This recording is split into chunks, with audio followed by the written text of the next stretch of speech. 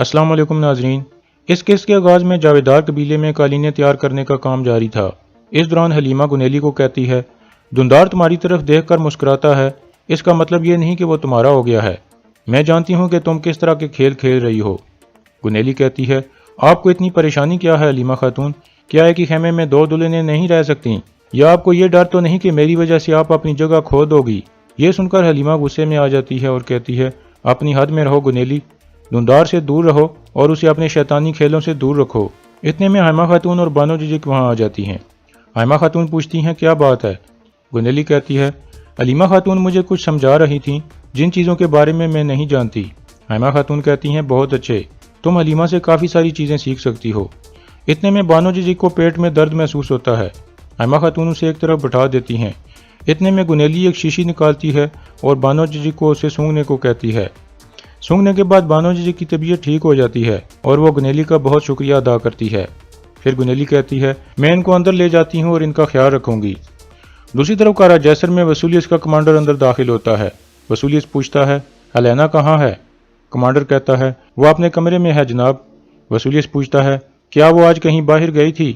Commander کہتا ہے، وہ پہلے چرچ گئی تھی اور پھر استاد الوین کی دکان سے سلک کا ایک سوٹ خرید کر لائی ہے۔ ہماری ایک جاسوس عورت نے اس دکان پر نظر رکھی ہوئی ہے۔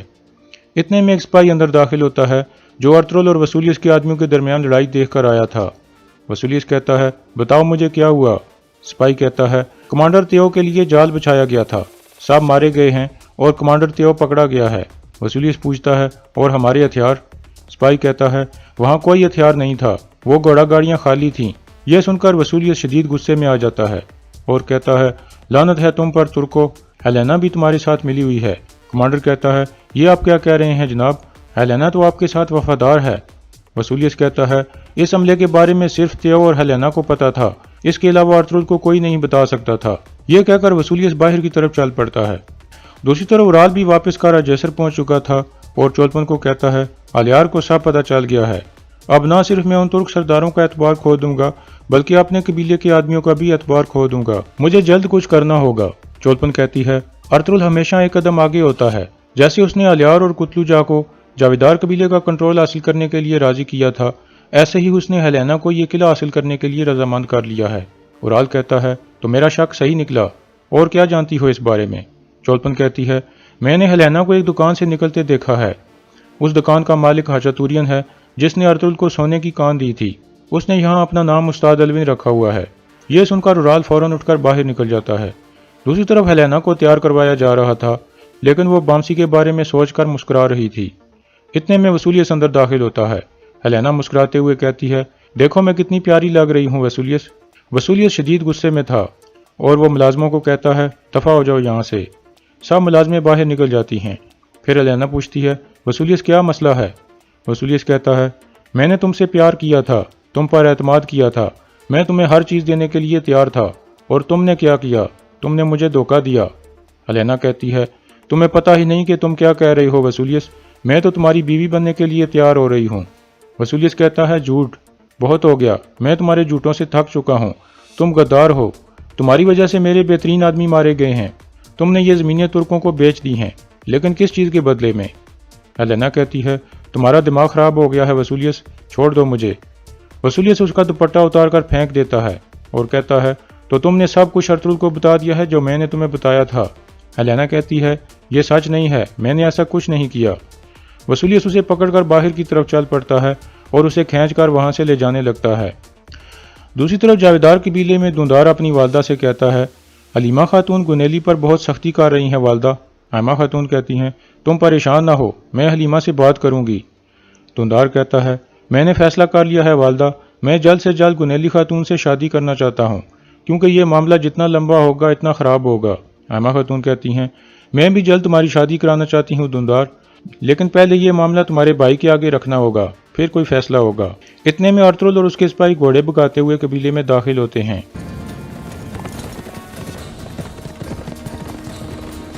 وہ تیو کو بھی گرفتار کر کے اپنے ساتھ لائے تھے۔ حلیمہ خاتون کہتی ہیں، لازمی کوئی مسئلہ ہے، ورنہ ارطغرل ایسے قبیلے میں داخل نہ ہوتا۔ گھوڑے روک کر ارطغرل عبد الرحمن کو کہتا ہے، تیو کو قید والے خیمے میں لے جاؤ اور باہر ایک سپاہی کھڑا کر دو، تم بھی وہیں کھڑے ہو جاؤ۔ یہ سن کر عبد الرحمن تیو کو وہاں سے لے جاتا ہے۔ फिर अर्तुल तुर्गुत को कहता है, तुम याज के खेमे में जाओ। तुर्गुत फौरन घोड़े से उतरकर चल पड़ता है। जब वो वहां पहुंचते हैं तो याज अपने खेमे से निकल रहा था और वो उनको देखकर भागने लगता है, लेकिन इतने में आगे से अर्तुल आ जाता है तो वो रुक जाता है और कहता है, तुम मुझसे क्या चाहते हो अर्तुल? अर्तुल कहता है, तुम मुराद के पैगाम रसां थे, अब तुम एक आखिरी पैगाम लेकर वसूलियत तक पहुंचाओगे। ये सुनकर याज अपनी तलवार निकालकर अर्तुल पर हमला कर देता है।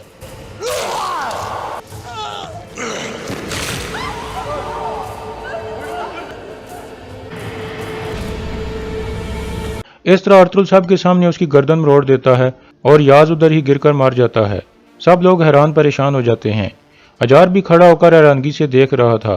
फिर अर्तुल कहता है, तुर्गुत, ये लाश एक खत के साथ वसूलियत को भेज दो और दूसरे 2 सिपाहियों को भी तलाश करो जो इसके साथ थे और उनको भी खत्म कर दो। इतने में असलान बोल पड़ती है और कहती है, अर्तुल साहब, ये क्या हो रहा है?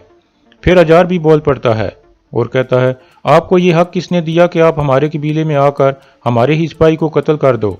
अर्तुल कहता है, मैं और अलियार साहब शुरू से इसके पीछे थे। हमने इसे इस्तेमाल करके वसूलियत के आदमियों के लिए जाल बिछाया था। अलियार साहब जानते हैं, मैं इसे जिंदा रखना चाहता था, लेकिन इसने मुझ पर हमला कर दिया, इसलिए मैंने इसे मार दिया। ये सुनकर अजार वहां से चला जाता है। दूसरी तरफ वसूलियत हेलेना को लेकर कैदखाने में पहुंच चुका था। हेलेना रो रही थी। फिर वसूलियत कहता है, अगर तुम्हारा रोना खत्म हो गया है तो आप मुझे बताओ कि तुमने किस चीज के लिए मुझे धोखा दिया और अर्तुल को कैसे मालूमात भिजवाती थी? हेलेना कहती है, मैं बेगुनाह हूँ वसूलियत, मैं तो तुमसे शादी की तैयारी कर रही थी। वसूलियत और गुस्से में आ जाता है। हेलेना कहती है, यह तुम्हें क्या हो गया है वसूलियत, अपने आप को संभालो। वसूलियत कहता है, तुमने मुझे खंजर घोंप दिया है हेलेना, अब तुम हमेशा के लिए इस कैद खाने में रहोगी और मौत के लिए भीख मांगोगी, लेकिन मैं तुम्हें मरने नहीं दूंगा। हेलेना कहती है, तुमसे पहले ये किला मेरे बाबा का था, मैं ऐसा कैसे कर सकती हूँ और मैं उस शख्स को कैसे धोखा दे सकती हूँ जिससे मैं शादी करने वाली हूँ? अर्तुल के डर ने तुम्हें अंधा कर दिया है। ये सुनकर वसूलियत उसे एक थप्पड़ मार देता है। हेलेना कहती है, देखो तुम जैसा अजीम कमांडर क्या बन गया है। उस मनहूस तुर्क ने तुम्हारा दिमाग खराब कर दिया है और तुम्हारे दिमाग में इतना शक भर दिया है कि तुमने अपनी महबूबा को ही कैद में डाल दिया है। वसूलियत उसका गला पकड़ लेता है और कहता है, अर्तुल ने तुम्हारे दिमाग में जहर भर दिया है। हेलेना कहती है, छोड़ो मुझे, लेकिन वसूलियत उसका गला दबाए रखता है। दूसरी तरफ अलियार वापस पहुंच चुका था और अर्तुल को कहता है, आपने सही किया अर्तुल साहब, उस याज ने तुर्क सरदारों को भी उराल से मिलवाया था। 3 तुर्क सरदार उराल के साथ मिल गए हैं। अर्तुल कहता है, आप परेशान ना हो, जल्द या देर से उराल अपने अंजाम को पहुंच जाएगा।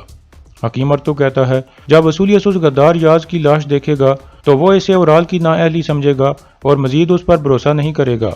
किले में उसके दिन गिने जा चुके हैं। दूसरी तरफ कारा जैसर में एक सिपाही याज की लाश लेकर अंदर पहुंचता है। फिर वो उस लाश को नीचे उतारते हैं तो उसके साथ एक खत लगा हुआ था। एक सिपाही ये बताने के लिए अंदर की तरफ भागता है। फिर कमांडर वसूलियत के पास जाकर बताता है कि अर्तुल ने एक लाश भेजी है जिसके साथ एक खत लगा हुआ है। यह सुनकर वसूलियत फौरन कैदखाने से बाहर की तरफ चल पड़ता है, जबकि हेलेना बेहोशी की हालत में पड़ी हुई थी।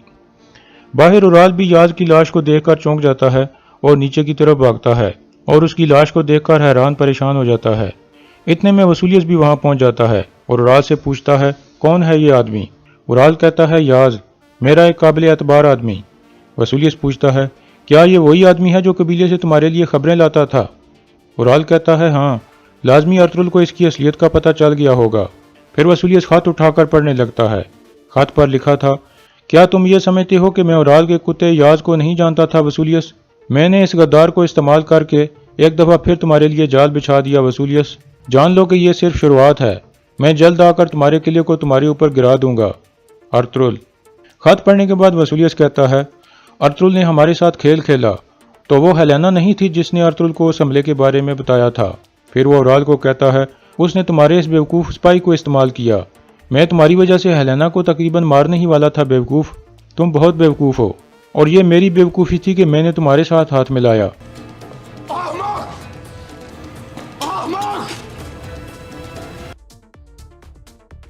उराल कहता है, यह अर्तुल का एक जाल है ताकि वो हमारे इत्तेहाद को ख़त्म कर सके। वसूलियत कहता है, यह सब इसलिए हुआ है क्योंकि मैंने तुम्हारी बातें सुनी उराल, और तुम्हारे इस आदमी की वजह से हुआ है, बल्कि हो सकता है कि मेरे किले के गद्दार तुम हो। उराल कहता है, अगर तुमने मुझे कत्ल कर दिया तो फिर तुम किले के गद्दार का कभी पता नहीं चला सकोगे। गद्दार वो दुकान का मालिक अलविन उस्ताद है, वो अर्तुल का आदमी है। یہ سن کر وصولیت سوچ میں پڑ جاتا ہے۔ دوسری طرف تیو قید خانے میں موجود تھا اور بامسی اسے تھپڑ مارنے میں مصروف تھا۔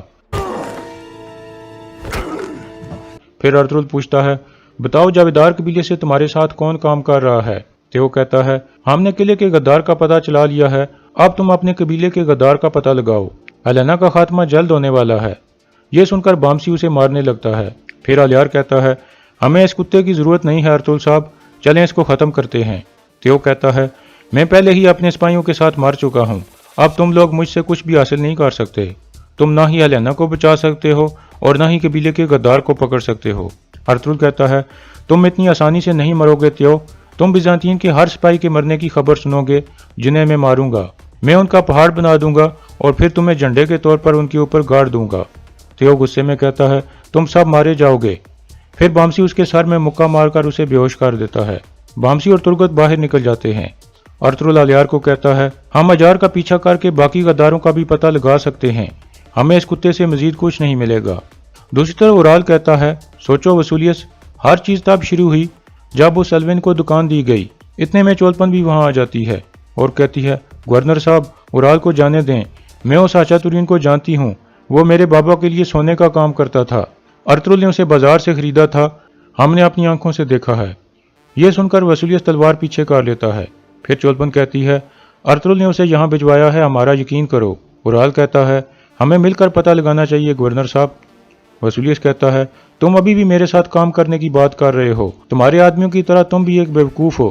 پھر وصولیس اپنے کمانڈر کو کہتا ہے، ان کو لے جا کر ان کے کمرے میں بند کر دو، اگر الوین استاد غدار نہ نکلا تو ان دونوں کو قتل کر دینا۔ یہ سن کر سپاہی ان دونوں کو اندر لے جاتے ہیں۔ وصولیس کہتا ہے، اب ہم الوین استاد کی اصلیت کیسے جانیں گے؟ اتنے میں کمانڈر آگے آ کر کہتا ہے، ہمارے قید خانے میں ایک پرانا قیدی ہے جو چولپن کے والد کا سب سے خاص آدمی تھا، وہ سب جانتا ہوگا کہ کون کیا تھا۔ وصولیس کہتا ہے، بہت اچھا خیال ہے تمہارا، اب یہ کام ختم کرو۔ دوسری طرف بامسی ارطغرل کو کہتا ہے، مجھے کارا جیسر کے لیے جانے دیں بھائی، میری ہیلینا کی جان خطرے میں ہے۔ ارطغرل کہتا ہے، تم سکون رکھو بامسی، وصولیس جب یاز کی لاش دیکھے گا تو وہ ہیلینا پر شک نہیں کرے گا، وہ اورال کی بات نہیں سنے گا، اس لیے ہیلینا نہیں بلکہ اورال مشکل میں ہوگا۔ یہ سن کر بامسی خوش ہو جاتا ہے اور ایک طرف چلا جاتا ہے۔ اتنے میں دوندار وہاں پہنچ کر کہتا ہے، آپ نے مجھے بلایا ہے بھائی؟ ارطغرل کہتا ہے، ہم نے تمہارے ساتھ کچھ بات چیت کرنی ہے دوندار، میرے ساتھ آؤ۔ دوسری طرف ہاچاتورین پریشانی کی حالت میں دکان پر پہنچتا ہے اور دمرل کو بتاتا ہے، مجھے پتا چلا ہے کہ ہیلینا کو قید میں ڈال دیا گیا ہے، ہمیں فوراً ارطغرل صاحب کو خبر دینی چاہیے۔ یہ سن کر دمرل فوراً وہاں سے چل پڑتا ہے۔ اتنے میں وصولیس کا کمانڈر اس پرانے قیدی کو لے کر باہر آ گیا تھا اور ایک جگہ چھپ کر اسے کہتا ہے، اس آدمی کو دیکھو، کیا تم اسے جانتے ہو؟ وہ قیدی کچھ دیر دیکھنے کے بعد کہتا ہے، میں جانتا ہوں اسے، یہ پرانے گورنر کے ساتھ کام کرتا تھا، اس کا نام ہاچاتورین ہے۔ کمانڈر کہتا ہے، غور سے دیکھو، کیا تمہیں پورا یقین ہے؟ قیدی کہتا ہے، ہاں مجھے پورا یقین ہے، یہ وہی آدمی ہے، لیکن آپ کیوں پوچھ رہے ہو؟ اور یہاں اس قسط کا اختتام ہو جاتا ہے۔